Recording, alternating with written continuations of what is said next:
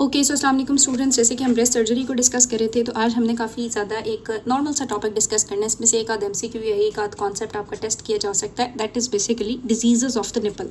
अब यहाँ मैंने आपको लिस्ट कराए थे कि निपल के क्या डिजीज़ हो सकते हैं। फॉर एग्जाम्पल एब्सेंस, जिसमें निपल नहीं होगी। एक्सेसरी या सुपर न्यूमरी का मतलब होता है जब एक्स्ट्रा निपल्स जो है वो प्रेजेंट हों। और ये एक बड़ा इंटरेस्टिंग सा पैटर्न होता है, इसको मिल्क लाइन पैटर्न कहते हैं कि एक्जिला से लेकर नीचे ग्रॉइन रीजन तक इस तरह से निपल्स जो हैं वो प्रेजेंट होती है। मैं भी तस्वीर दिखाती हूँ, ठीक है। रिट्रैक्शन का मतलब पता है आपको कि जब निपल जो है वो इनवर्ड रिट्रैक्ट हुई भी होगी। ये फिजियोलॉजिकल हो सकती है, पैथोलॉजिकल हो सकती है, सिंपल स्लिट लाइक होती है, हॉरिजॉन्टल इन्वर्जन होती है या सर्कमफेरेंशियल होती है, जो कि कैंसर के साथ एसोसिएटेड अभी बात करेंगे। क्रैक्ड निपल जो यूजुअली फीडिंग के बाद बच्चे के दांत वगैरह लगने से अगर उसके अंदर एक कट आ जाए, पेपिलोमा, बॉडी में जिस तरह के पेपिलोमा जैसे आउटग्रोथ सी होती है वो होगी। एक्जिमा जो कि एलर्जी के साथ एसोसिएटेड है। पैगेट्स एक प्री बैलिग्नेंट डिजीज होता है निपल का, जिसके अंदर जो है वो निपल वाले एरिया के अंदर बहुत ज़्यादा स्केली एरिथमेटस, इच्ची सी लीजन्स होती हैं जिसमें से नॉर्मल डिस्चार्ज या ब्लीड हो सकता है। अगर इसको ट्रीट ना करें तो बहुत जल्दी वो कार्सिनोमेटस अपीयरेंस के साथ आ जाता है। और डिस्चार्ज जो निपल में से होता है वो डिफरेंट तरह का हो सकता है, सीरस हो सकता है, ब्लड स्टेन हो सकता है, डिफरेंट कलर का हो सकता है। तो भी बारी बारी डिस्कस करेंगे कि हमने पेशेंट को किस तरह से ट्रीट करना है, ठीक है। सो जितना आपकी बुक में लिखा हुआ है जल्दी जल्दी देख लेते हैं। सो नंबर 1 बेटे हमारे पास होता है एब्सेंस ऑफ द निपल, और नंबर 2 हमारे पास है सुपर न्यूमरी निपल्स, यानी जिसका मतलब है एक से ज़्यादा इफ प्रेजेंट है तो क्या है। और यहाँ आपको मिल्क लाइन का एक कॉन्सेप्ट जो है वो होना चाहिए। पहले मैं आपको कुछ तस्वीरें दिखाती हूँ, देन हम लोग इसको जो है वो प्रोसीड करते हैं, जो कि आई थिंक कि जो विजुअल मेमोरी होती है वो ज़्यादा थोड़ी लाई करती है। तो this is basically a rare condition which is associated with absence of nipples. अब यहाँ पे निपल्स नहीं बनी हुई, रेयर है, मोस्टली ये एसोसिएटेड होती है विद एमेजिया यानी एब्सेंस ऑफ ब्रेस्ट के साथ, ठीक है। ये एक सेकेंड कंडीशन है बेटे जिसके अंदर एक्स्ट्रा निपल प्रेजेंट है। इफ़ दिस अगर आप लोग इसको कर सकें, और इसको हम लोग कहते हैं सुपर न्यूमरी या मिल्क लाइन। ये आप लोग देखें कि एक्जिला से लेकर ना नीचे ग्रॉइन तक डिफरेंट निपल्स जो हैं वो प्रेजेंट होती हैं। बहुत रेयर ऐसा होता है कि एरोला के गिर्द 2 हों।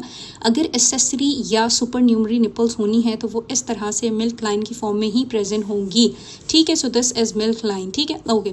थर्ड चीज़ मैंने आपको बताया क्रैक्ड निपल्स, हो ये जो कट वगैरह हुआ होगा, और ये कैसी कंडीशन है जिसके बाद यहाँ मेस्टाइटिस क्रिएट हो जाएगा। ये बेटे निपल का पेपिलोमा है, ये आपको नजर आ रही है, पेपिलोमेटस ग्रोथ, ठीक है। सो ये अनलाइक विद अदर पेपिलोमा होता है। This is eczema. एक्जिमा का मतलब होता है कि एलर्जी सी कंडीशन है जो कि पूरी बॉडी के अंदर भी होती है, एसोसिएटेड विद ब्रेस्ट। और यहाँ पे आपने देखना है ये होता है हमारे पास पैगेट्स डिजीज़, ठीक है। सो जो पैगेट्स डिजीज़ है इसमें क्या होगा कि पहले जो है वो वहाँ पे एरिथमेटस होता है, इन्वर्जन होती है, स्केली सी लीजन होती है, और बाद में ये कार्सिनोमेटस अपीयरेंस के साथ आता है। सो पैगेट है, एक्जिमा है, पेपिलोमा है, क्रैक्ड निपल है, मिल्क लाइन है, और एब्सेंस ऑफ द निपल है। तो ये निपल के डिफरेंट डिजीजेज हैं, प्लस निपल डिस्चार्ज है, जिसको भी हम आगे डिस्कस करेंगे। सो आई होप कि अब आपकी थोड़ी सी और मेमोरी जो है वो क्लियर हो गई होगी, ठीक है।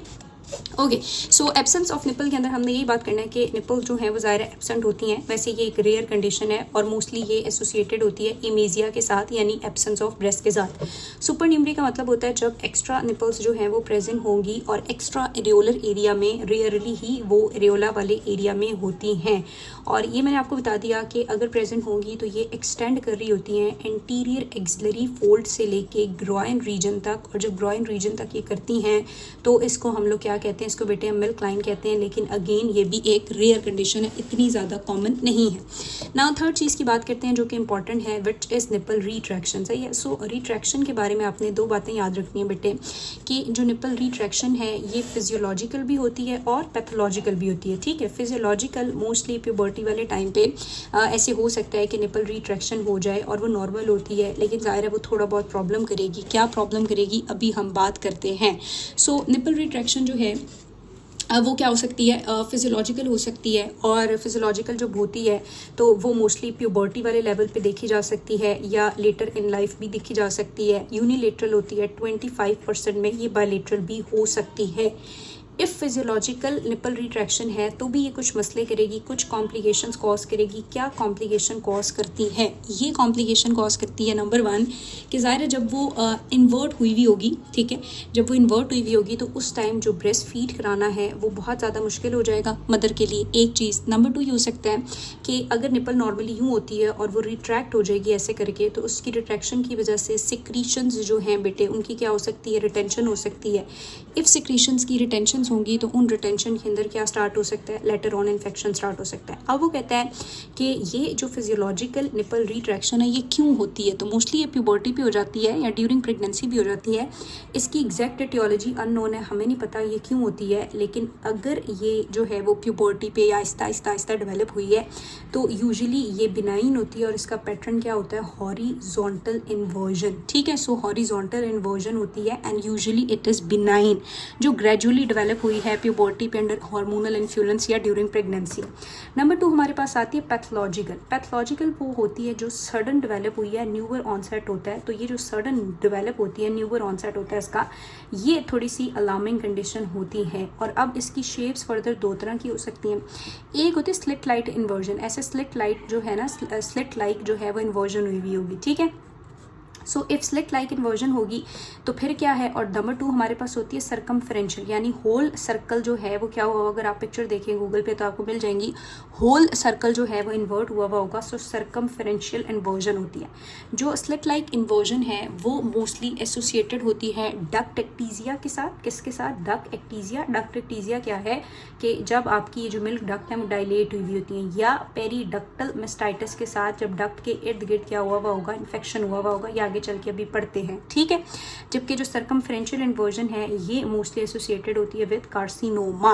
अब हमने कहा कि एक तो ये प्रॉब्लम करेगी with breast feeding, if mother जो है वो क्या है, लैक्टेटिंग मदर है, ब्रेस्ट फीड उसने कराना है तो उसके अंदर ज़्यादा प्रॉब्लम कॉज करेगी, रिटेंशन कर सकती है, इन्फेक्शन कर सकती है। तीसरी चौथी बात है कि ये कॉस्मेटिकली भी बुरी लगती है, तो इसका मतलब इसका ट्रीटमेंट होना चाहिए।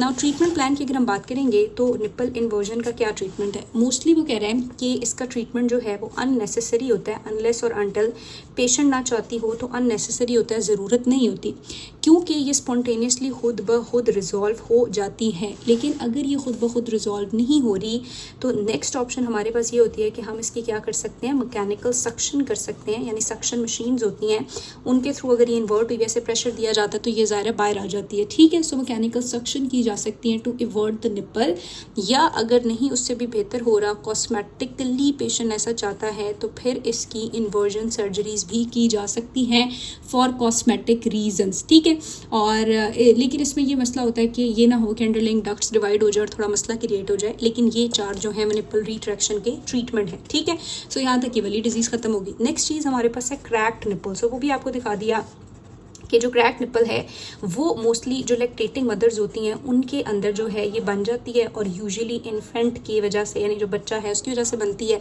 और ये एक पोजीशन सेट कर देती है। ज़ाहिर निपल के अंदर एक क्रैक आया हुआ होगा तो वहाँ से इन्फेक्शन बहुत जल्दी ट्रांसमिट होगा। सो ये कंडीशन सेट करती है फॉर अपकमिंग मेस्टाइटिस, जो मेस्टाइटिस की कॉज बनती है। अब इसके ट्रीटमेंट की हम बात करें तो इसका ट्रीटमेंट आपसे पूछा जाता है, तो इसके ट्रीटमेंट में बेटे सबसे पहले वो कह रहा है कि हमने पेशेंट को कहना है कि वो रेस्ट करेगी फॉर 24 to 48 आवर्स, यानी बच्चे को फीड नहीं कराएगी। ठीक है, उसके बाद ज़ाहिर है ब्रेस्ट इनगॉर्ज होती है ब्लड के साथ, तो उस ब्रेस्ट को फिर एम्पटी किया जाता है विद ब्रेस्ट पंप या मैकेनिकल सक्शन होते हैं। सो उन पम्प्स की मदद से आपने क्या करना है, उसकी इनगॉर्जमेंट नहीं होने देनी, क्योंकि इनगॉर्जमेंट के बाद वो टेंडर हो जाती है, सिक्रीशन रिटेन होती है, इन्फेक्शन हो सकता है, तो ब्रेस्ट को एम्पटी करना है। और फिर 48 आवर्स के बाद एज सून एज पॉसिबल उसने फीडिंग स्टार्ट करनी है, तो मोस्टली इसमें मेस्टाइटिस डेवलप नहीं होता। ठीक है, सो ये किया जा सकता है फॉर द क्रैक निपल। अब क्रैक निपल के बाद नेक्स्ट कंडीशन आसान सी आ जाती है हमारे पास, that is basically papilloma. So papilloma के बारे में कहता है कि जैसे मैंने आपको तस्वीर दिखाई तो ये पेपिलोमा बिल्कुल वैसा ही होगा जैसा कि एल्सवेयर आपकी सबक्यूटेनियस सरफेसेस के ऊपर होता है ना, बिल्कुल वैसा ही पेपिलोमा निपल के इर्द गिर्द जो है वो यहाँ पे ऐसे पेपिलोमा सा बन जाता है। ठीक है, अब जब ये पेपिलोमा बन जाता है तो इसके साथ हमने क्या करना है, 2 चीज़ें हो सकती हैं। एक तो हम लोग सिंपल इसकी एक्सीजन करते हैं along with tiny disc skin, यानी थोड़ी सी जो है वहाँ से स्किन भी रिमूव कर लेते हैं और इसको एक्साइज कर लेते हैं। एक ऑप्शन ये भी होती है कि आपके पास ये जो पेपिलोमा ना, for example this is papilloma, तो इसकी ये जो बेस होती है ना, इसकी बेस के इर्द गिर्द हम लोग क्या करते हैं, इसको टाइट करते हैं विद सूचर या लाइगेचर, तो ये ऑटोमेटिकली फॉल कर जाएगी। अच्छा, आप लोगों ने कभी ये चीज़ सुनी है कि सरफेस के ऊपर मोका सा होता है, पेपिलोमा की तरह की एक आउटग्रोथ होती है ना, तो मैं सुनती थी बचपन में कि घोड़े का बाल ले आओ और उस बाल को उसके मोके के इर्द गिर्द ऐसे ज़ोर से मतलब टाई करते हो तो वो कुछ दिनों बाद गिर जाएगा। ठीक है, मुझे भी आँख के ऊपर है, मुझे भी बहुत सजेस्ट करते थे, बल्कि बल्कि एक दफ़ा तो मेरे मामू ले भी आए थे कि ये तुम्हारी ना इधर इसके ऊपर हमने ऐसे करके इसको ऐसे करके फिर ऐसे बांध देना है तो ये खुद ब खुद गिर जाएगा। मैं सोचती थी घोड़े का बाल ऐसा क्या करता है कि ये गिर जाता है। तो वो अब समझ आई है कि जब वो उसको क्या करते हैं, चूँकि वो सख्त बाल होता है तो वो उसके गिर्द ऐसे घुमा के ना बेटे इसको टाइट बंद कर देते हैं ना, ऐसे सूचर कर देते हैं, गिरा लगाते हैं।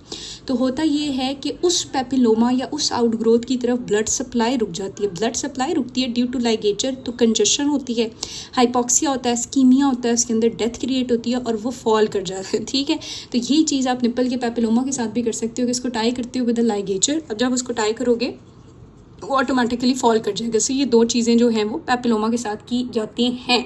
नेक्स्ट चीज़ हम लोगों ने बात करनी है, कंडीशन होती है जिसको हम कहते हैं मोंटोगमेरी ट्यूबरकल। अच्छा, अब ये किसी को याद है मोंटोगमेरी ट्यूबरकल कहाँ बनी थी? यस, हमने कहा था कि जो आपकी निप्पल होती है उसके पास दो तरह के ग्लैंड्स होते हैं, स्वेट ग्लैंड होते हैं और सेबेशियस ग्लैंड्स होते हैं।